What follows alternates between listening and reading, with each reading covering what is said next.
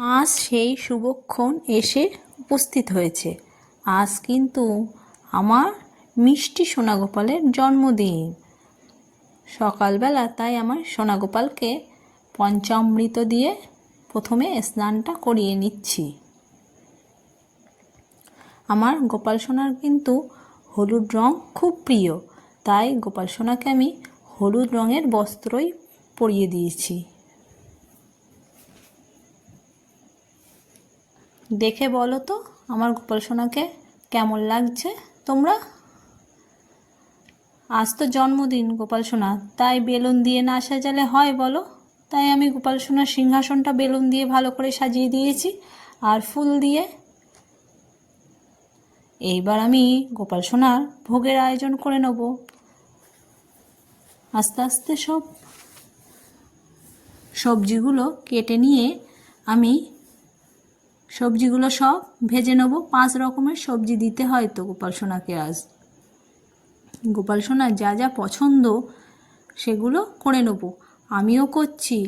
আর যারা যারা আমার মতো গোপাল সোনা আছে যাদের বাড়ি, তারাও তো গোপাল সোনার জন্য করছে।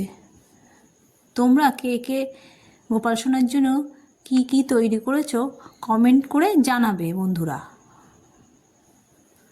আজ একটু বেশি ব্যস্ততা, তাই সব কিছুই আমি তোমাদের দেখাতে পারিনি। যেটুকুনি পেরেছি দেখাতে সেটুকুনি দেখালাম। আমিও বসে পড়লাম এবার গোপাল সোনার লুচি ভাজতে। আগে আমি বেলে দিচ্ছিলাম আর আমার শাশুড়ি মা করছিল। আমরা 3 জন মিলেই করি, আমার শাশুড়ি মা, যা ও আমি। 3 জন মিলেই আমরা ভোগের আয়োজন করছি। আমার যা ও আমি 2 জন মিলে নাড়ুটা তৈরি করে নিচ্ছিলাম। লুচিগুলো আমার ভাজা কমপ্লিট। এইবার তাল বড়া করব। তাল বড়া কিন্তু সোনাগোপালের সবচেয়ে প্রিয় খাবার।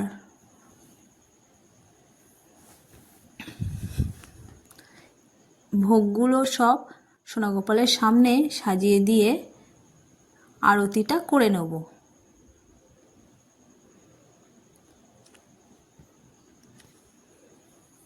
আমার শাশুড়ি মা আরতি করে নিচ্ছে, পাশে আমি বসে সোনাগোপালে দেখছিলাম। আরতি হয়ে গেলে আমি বাচ্চাদের সব পঞ্চপ্রদীপের তাপ দিতে নিয়ে গেলাম। এবার আমি গোপাল সোনাকে প্রণাম করে নিলাম। আমাদের বাড়িতে আজ গোপাল সোনার জন্মদিন উপলক্ষে অনেক আত্মীয় স্বজন এসেছে।